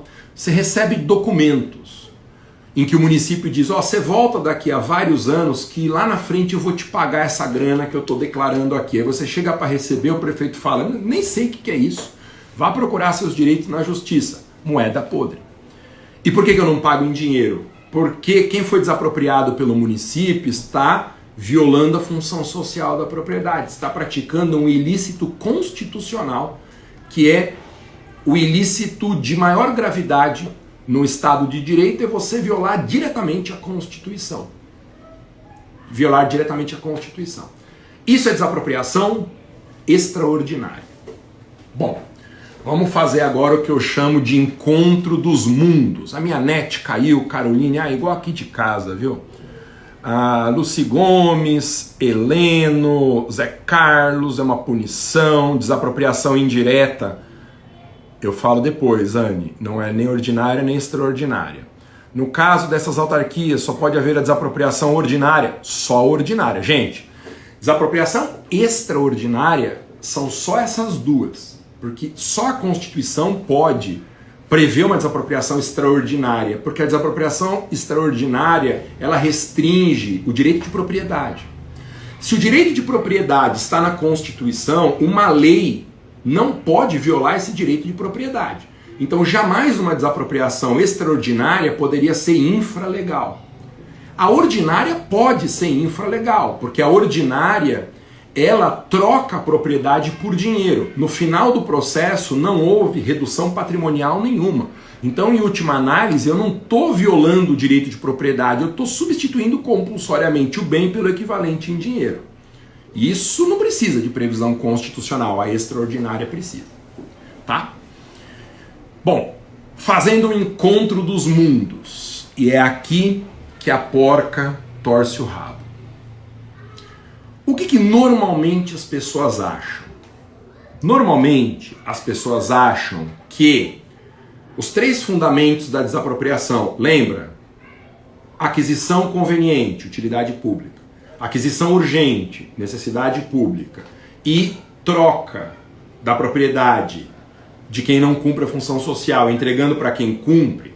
As pessoas normalmente acham que esses 3 fundamentos tem alguma relação com a diferença entre desapropriação ordinária e extraordinária. O problema é que não tem relação esses dois assuntos. Uma desapropriação pode ser ordinária, ou seja, realizada até pelos Estados-membros. Perceba que o Estado não tem competência, Estado de São Paulo, Estado de Minas, não tem competência para desapropriação extraordinária, só a União e o município que tem. Nada impede que o Estado realize uma desapropriação ordinária com base no interesse social. Porque as pessoas acham que interesse social é a mesma coisa que desapropriação extraordinária. E são classificações que não se comunicam. O Estado de São Paulo pode desapropriar por interesse social. Olhar para uma propriedade e falar, opa, essa aqui descumpre a função social, me dá o seu bem, que eu vou construir moradia, eu vou colocar assentamento de colonos, eu vou cumprir a função social desse bem. Os estados podem fazer isso. Só que como os estados não têm competência constitucional para extraordinária, eles podem desapropriar por interesse social, sendo intermediários, tirando de quem não cumpre, entregando para quem cumpre a função social, só que vão ter que pagar em dinheiro. A indenização vai ser prévia, justa, mas não pode ser em títulos, tem que ser em dinheiro. Entendeu? Então, sempre que eu entro nesse assunto na minha escola, eu digo assim, esse é um assunto muito avançado. Para você entender esse assunto, você tem que guardar em lugares diferentes da sua cabeça. Uma coisa são os 3 fundamentos, outra coisa é a diferença entre ordinária e extraordinária. Tem coincidência entre essas classificações? Não tem. São classificações separadas. A diferença entre ordinária e extraordinária existe para justificar o pagamento em títulos. Os outros 3 fundamentos não tem nada a ver com o tipo de pagamento. Os outros 3 fundamentos têm a ver com o momento de realização da desapropriação. Por isso, gente, que tem uma decisão, se não me engano, do STJ, de vários anos atrás, e que andou caindo em algumas provas recentes, tá? A pergunta era assim, na lata, os Estados-membros têm competência para desapropriação por interesse social? Olha a pergunta. Estados-membros têm competência para desapropriação por interesse social? Bom, o que as pessoas mais preparadas desses concursos pensaram? Elas pensaram assim, bom, interesse social é igual a desapropriação extraordinária, que eu já disse para você que não é. Desapropriação extraordinária ou é da União em imóvel rural ou é do município em área urbana. Deixa eu marcar aqui que os estados não podem desapropriar por interesse social. Errada a alternativa marcada. E as pessoas erraram tanto essa questão por confundir interesse social com desapropriação extraordinária que choveu recurso. Recurso para todo lado, essa questão tem que ser anulada, o gabarito está errado, os estados não têm competência, aí as pessoas citavam no recurso a previsão constitucional da União, a constitucional do município, não havia nenhuma previsão para os estados, blá blá blá blá blá blá blá. Aí a banca veio com jurisprudência do STF, ou do STJ, não lembro agora qual dos dois, dizendo assim, nada impede que os estados desapropriem com fundamento no interesse social. Ou seja, nada impede que os estados retirem a propriedade de quem descumpre a função social e entreguem para quem vai cumprir. Só que como essa desapropriação, no caso do estado, vai ser ordinária, o estado vai ter que indenizar de forma prévia, justa e em dinheiro. É isso que a decisão diz. Só que, deixa eu fazer um comentário de novo entre parênteses aqui. Para eu entender esse assunto e te explicar aqui de um jeito que é o mais claro que eu consigo, eu só não te explico esse assunto de um jeito mais claro porque eu não consigo, tá? Eu acho que é o mais claro nesses 20 anos que eu consegui chegar. Para eu entender isso, eu demorei 15 anos. Demorei 15 anos, porque eu facilitava o assunto, eu colocava um sinal de igual entre a desapropriação extraordinária e o interesse social, e não há esse sinal de igual no ordenamento jurídico. Eu tive que escrever meu livro, Manual de Direito Administrativo, eu tive que pegar esse julgado, ler com calma e entender que são classificações separadas. Nenhum livro me contou isso. Essa conclusão é uma conclusão que eu extraí sozinho, depois de investir muito na minha capacitação. Vamos fazer uma pausa rapidinho aqui, gente, para eu finalizar a nossa conversa. Eu te contei nas aulas dessa semana que eu fiz meu mestrado, doutorado, meu orientador foi o Celso Antônio, fiz pós-doutorado no exterior, na Universidade de Coimbra, estou agora para defender meu segundo pós-doutorado na Espanha. Eu falei essas coisas, não é para me exibir, porque para mim isso não vale nada. Eu já te contei quando nós tratamos dessa questão em aulas anteriores que diploma de nível superior, mestrado, doutorado, pós-doutorado não significa que a pessoa seja melhor ou pior do que ninguém. Significa que ela teve condições de estudar enquanto as outras pessoas no país são obrigadas a trabalhar. Significa só isso. Agora, eu saí uma pessoa melhor do meu pós-doutorado? Eu saí a mesma pessoa que eu entrei. Um título não melhora o caráter de ninguém. Não transforma um picareta em um santo. Tá? Isso é um dos problemas da nossa democracia. Achar que porque a pessoa tem nível superior, ela é melhor que os outros.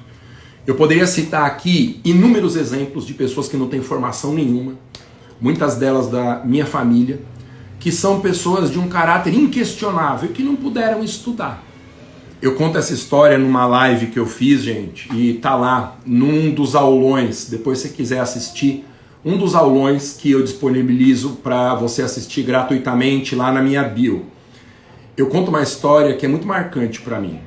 O meu bisavô, por parte de mãe, era espanhol. Então ele veio da Andaluzia, lá na crise da Primeira Guerra Mundial, veio para o Brasil como milhares e milhares de espanhóis da Andaluzia. E o meu bisavô chegou aqui e só sabia trabalhar no campo, tá? Só sabia, sei lá, colher café, coisas assim. Quando ele ficou velho para trabalhar em lavoura de café no interior de São Paulo, ele veio para a capital com a minha bisavó, que também não tinha formação nenhuma. Não puderam estudar. O meu bisavô vendia alho na feira. Profissão dele, vendedor de alho, quando ele chegou aqui na cidade de São Paulo, em 1900, e João Aguirre lá, 1930.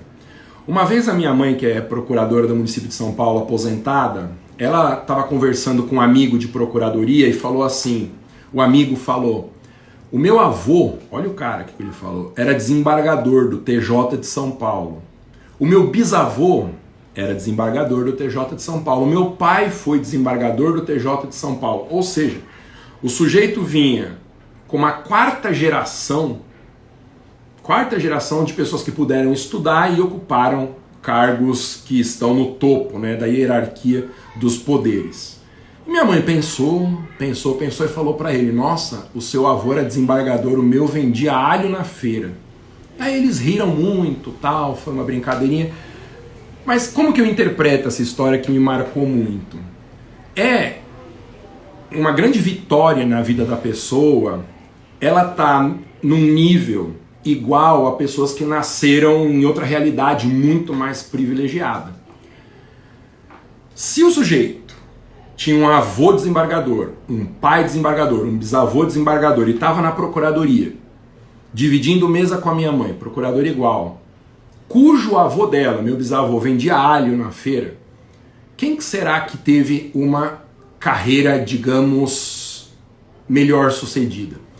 Eu conto essa história numa live, é uma história que me marcou muito, tal. Eu fico pensando, será que meu bisavô, uma pessoa incrivelmente simples, quem é de família de descendente, gente, família de imigrante, sabe o que é trabalhar, né? O que essas pessoas trabalharam. Eu fico pensando, será que meu bisavô, um dia sonhou em vender alho na feira? Você conhece alguém que diz isso? Olha, o meu sonho, uma criança, eu quero ser astronauta, outro quer ser jogador de futebol, fulana quer ser governadora do estado, outro fala, eu sou louco para vender alho na feira. Esse aí é o meu talento, eu nasci para isso. Claro que não. Ele fez isso porque era o único jeito de ele sustentar a família dele. O filho do meu bisavô, portanto, o meu avô, era mecânico. Passou a vida inteira consertando o carro, às vezes numa oficina de terceiro. Quando a coisa melhorou, ele criou uma oficina lá de eletrotécnica e tal. Ele mexia com esse tipo de atividade. E conseguiu sustentar uma família enorme fazendo isso. Eu te pergunto, será que esse era o sonho de infância do meu avô? Ou será que foi o jeito que ele arrumou para ganhar dinheiro e sustentar a família? E se ele tivesse uma oportunidade de estudar, ele faria uma outra coisa. Eu sempre deixo essas perguntas no ar, para que a gente entenda o seguinte, primeiro, a gente tem que ser muito grato de conseguir estudar, escolher a nossa profissão e, em vez de ser empurrado para fazer alguma outra coisa só para a gente se sustentar. Segundo, a gente tem que valorizar muito as pessoas que se esforçaram para a gente estar onde a gente chegou. Porque isso custou muito sacrifício de pais, de avós, de bisavós. Tem que ser eternamente grato por isso que eles fizeram pela gente. E eu gosto de contar essa história também para te mostrar que é possível. É possível você ter um sonho grande. Eu sempre quis estudar no exterior. E mesmo sem ter condições, desde que você queira realizar esse sonho, você corre atrás. Quando eu fui estudar em Coimbra, em Salamanca, gente, a Universidade de Salamanca completou 800 anos. 800 anos. O nosso país aí tem pouco mais de 500. Quando o Brasil foi descoberto, a Universidade de Salamanca já existia há 300 anos. Não é uma coisa impressionante? E por que eu gosto de contar essas histórias? Primeiro porque eu acho que elas mostram um pouco de quem eu sou. Segundo porque eu acho que às vezes as pessoas têm que ter noção desse privilégio que a gente tem e que outras pessoas queriam muito, mas não têm. E terceiro, por nenhuma outra razão, eu perdi até a conta, gente, se era o quarto ou terceira razão, é para te explicar que eu investi muito na minha formação ao custo de trabalho meu, sacrifício dos meus pais, dos meus avós, dos meus bisavós, tal. Porque eu sempre quis saber o que eu estava falando. Quando eu decidi ser professor, e essa é uma história para outro dia, eu decidi ser professor, eu falei assim, mas eu não quero ser um professor que é só divertido, um professor que só canta, um professor que explica perfeitamente a coisa para os alunos. Isso é legal. Você ser divertido, você cantar, você explicar de forma simples assuntos difíceis, tal. Mas eu quero saber o que eu estou falando. Eu quero saber. Porque eu me sentiria constrangido se eu estivesse explicando uma coisa que eu não estudei ontem, ou que eu não estudei nunca na minha vida. Eu queria chegar ao máximo que estivesse no meu alcance de capacitação.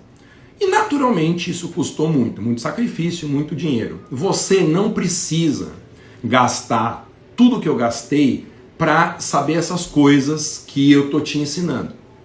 Então eu te disse, eu demorei 15 anos para entender a diferença entre desapropriação extraordinária e desapropriação no interesse social. Eu não sei tudo, mas hoje eu estou convencido de que essa diferença está correta. Está correta. Então, ponha isso na sua cabeça. Fechando aqui mais uma daquelas explicações sem fim, né, gente? Desapropriação extraordinária não é a mesma coisa que desapropriação pelo interesse social. A decisão do STF ou do STJ estava perfeitamente correta.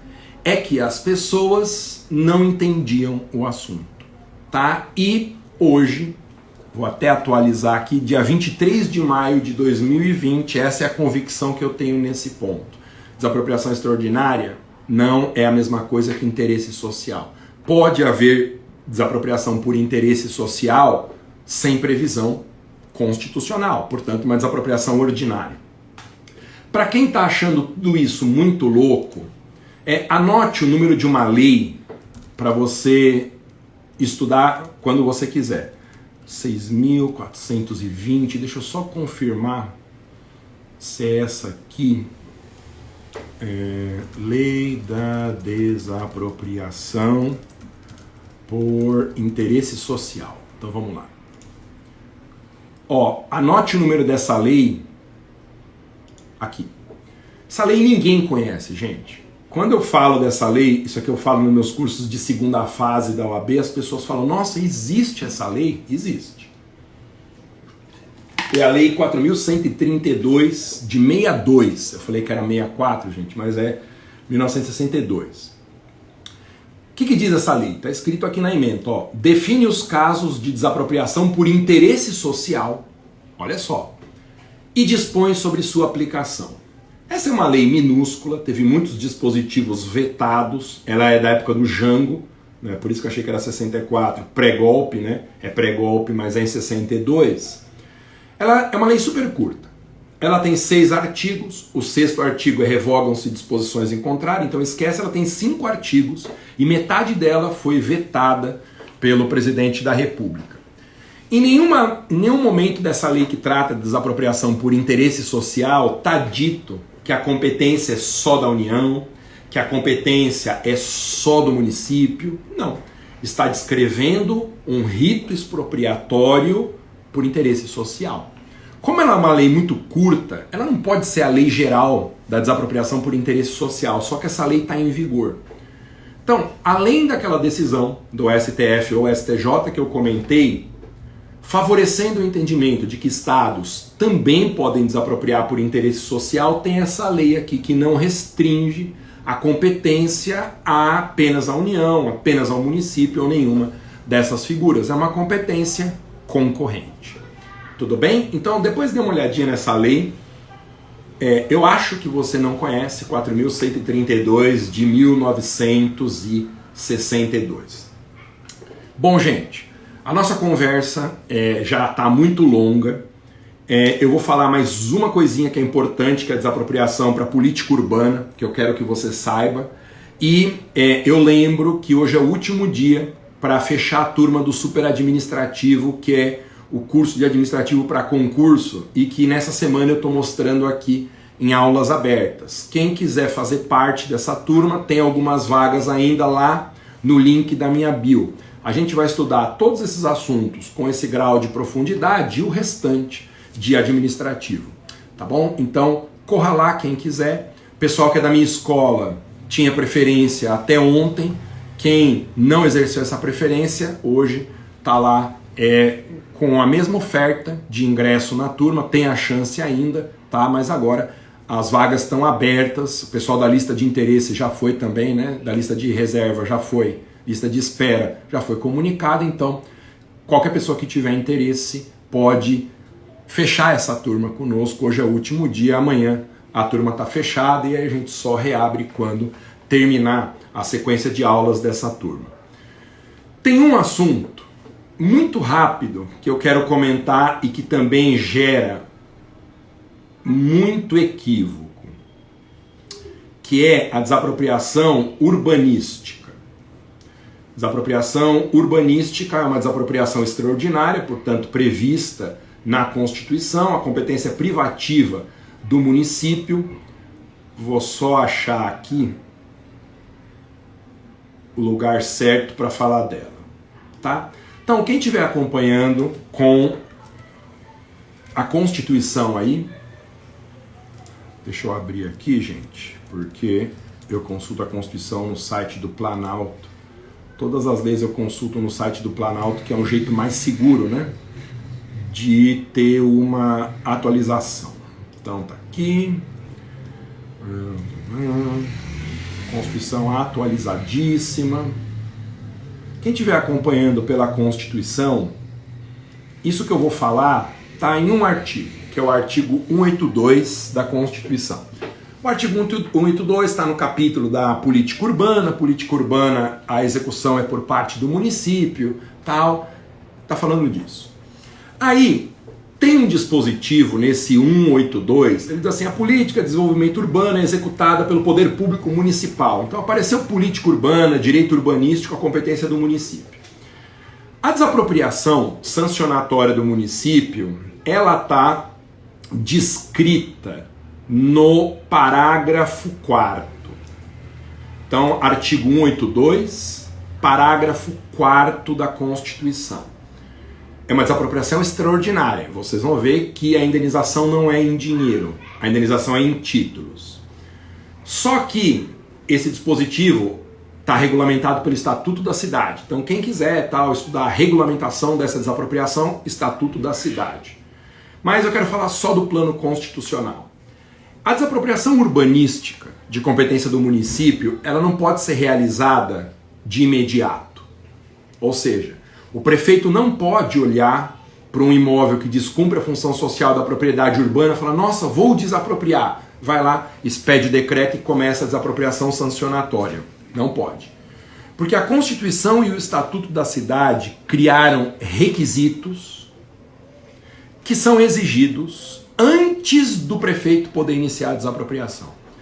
Se esses requisitos não forem atendidos, o município pode desapropriar o que ele quiser, mas vai ter que pagar a indenização em dinheiro. A indenização vai ser prévia, justa e em dinheiro, competência concorrente para desapropriação ordinária.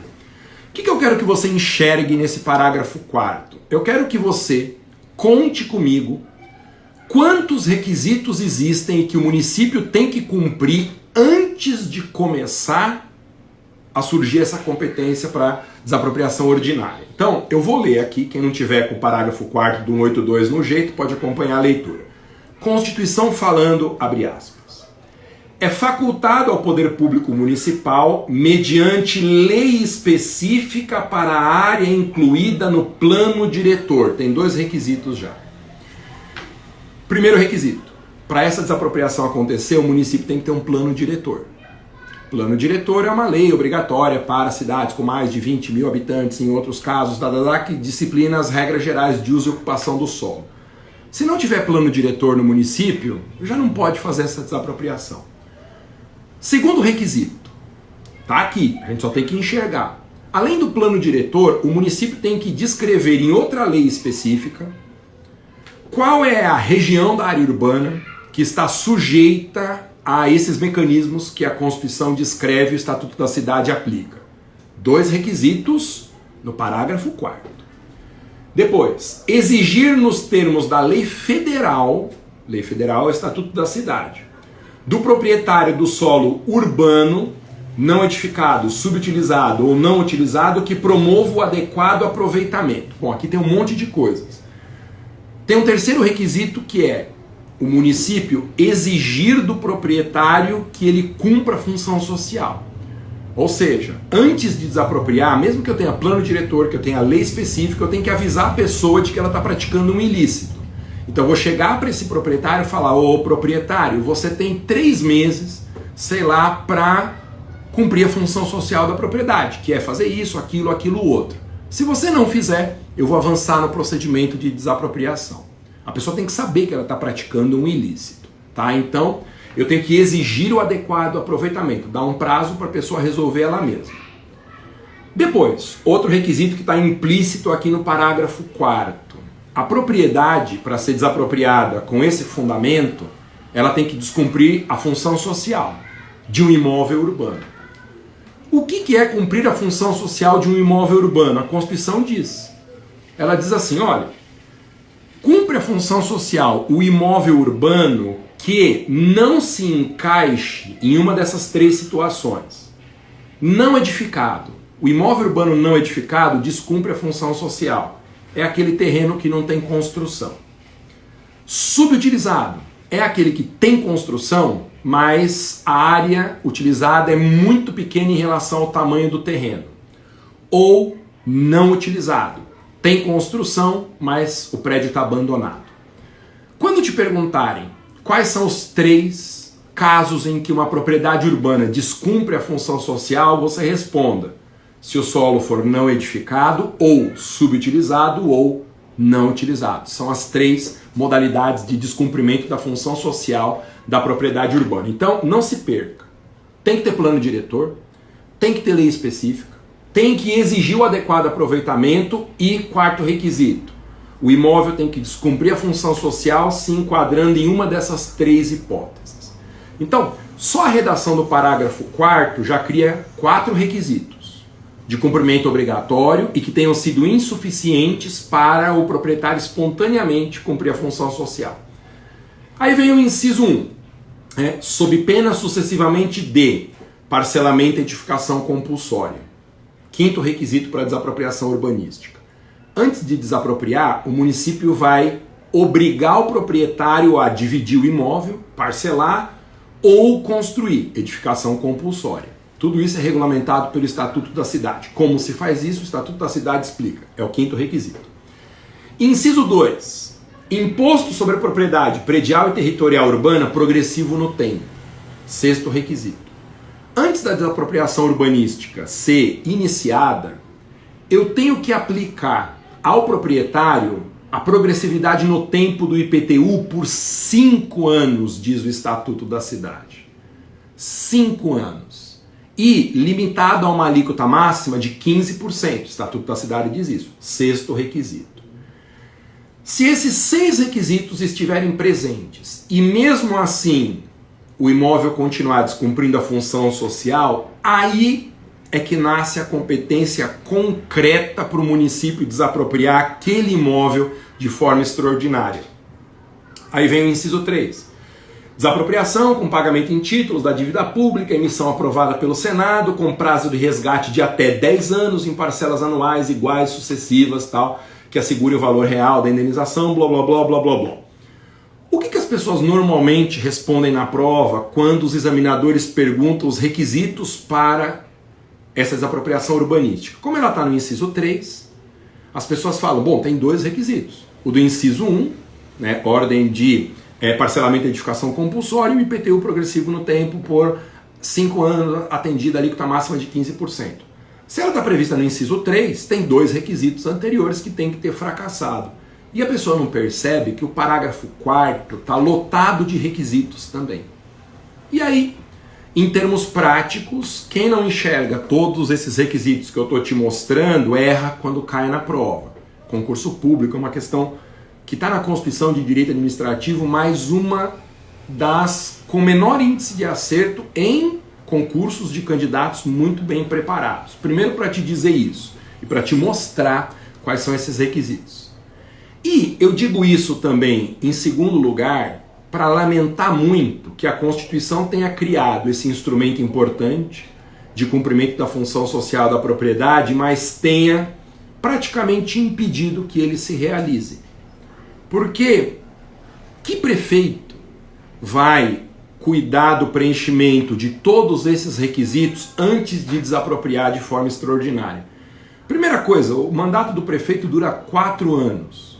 Só de IPTU progressivo no tempo tem que ter 5. Ou seja, numa mesma gestão, nenhum prefeito consegue começar a exigir os requisitos para chegar na desapropriação. Aí precisa ou de uma reeleição, e que o procedimento tenha acontecido no primeiro mandato, ou que o outro prefeito continue a exigir os requisitos do prefeito anterior. O que eles não fazem. Não fazem porque é um projeto associado ao mandato anterior, eu ganhei a eleição, eu sou melhor que o outro prefeito, tá. Então, é um instrumento fantástico na mão do município, mas tem tantos requisitos que precisam ser preenchidos que o município nunca usa esse instrumento.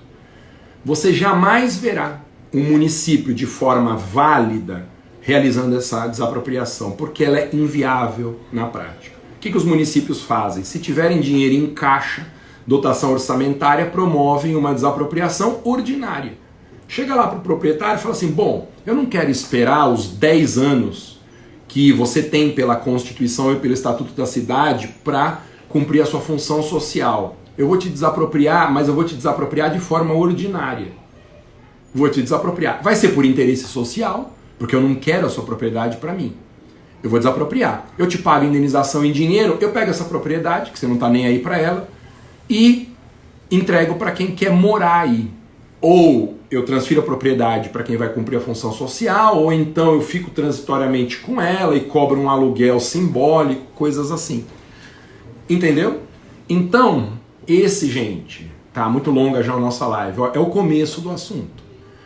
Eu vou parar por aqui, porque a gente já vai bater 2 horas e é insuportável me ouvir por tanto tempo assim. E para quem vai continuar comigo no Super Administrativo, nos vemos nas aulas da minha escola e as aulas podem começar hoje mesmo para quem tiver lá com a matrícula realizada. O link para entrar nessa turma, tá? As vagas são até hoje à meia-noite, você encontra lá no um link que tem na minha bio do Instagram. Você clica lá, linktree/Masa, vão abrir uns botões e tem um botão lá que é o botão das últimas vagas para entrar nessa turma. Valeu, gente! Então, a partir de semana que vem, se Deus quiser, depois de amanhã, segunda e até o sábado da semana que vem, vamos trocar de livro. Em vez do meu manual de direito administrativo, em vez do super administrativo, nós vamos estudar as coisas do meu manual de direito tributário da Saraiva e do programa Eu Vou Vencer com o Direito Tributário, Teoria e Prática, que as aulas abertas da semana que vem vão ser em relação a essa turma. Valeu, gente! Super Administrativo é voltado para a OAB, curso de Procuradoria. Anne, para Procuradorias ele é perfeito. Para a OAB, ele passa do ponto muito, eu diria, tá? Para a segunda fase da OAB, atende melhor, né, que tem algumas perguntas profundas, mas ele é muito mais profundo do que para a primeira fase. Se você completar o super administrativo, não haverá pergunta de administrativo na primeira fase da OAB que você erre. Mas é, como diz o princípio da proporcionalidade, você usar um canhão para matar um pardal. Para procuradorias é perfeito. Para a primeira fase da OAB é muita coisa, vai ser incrivelmente útil, mas não é exatamente para a primeira fase. Para a primeira fase eu tenho um outro programa que tem uma live sobre isso, como passar na primeira fase da OAB, já no próximo exame, dê uma olhadinha lá.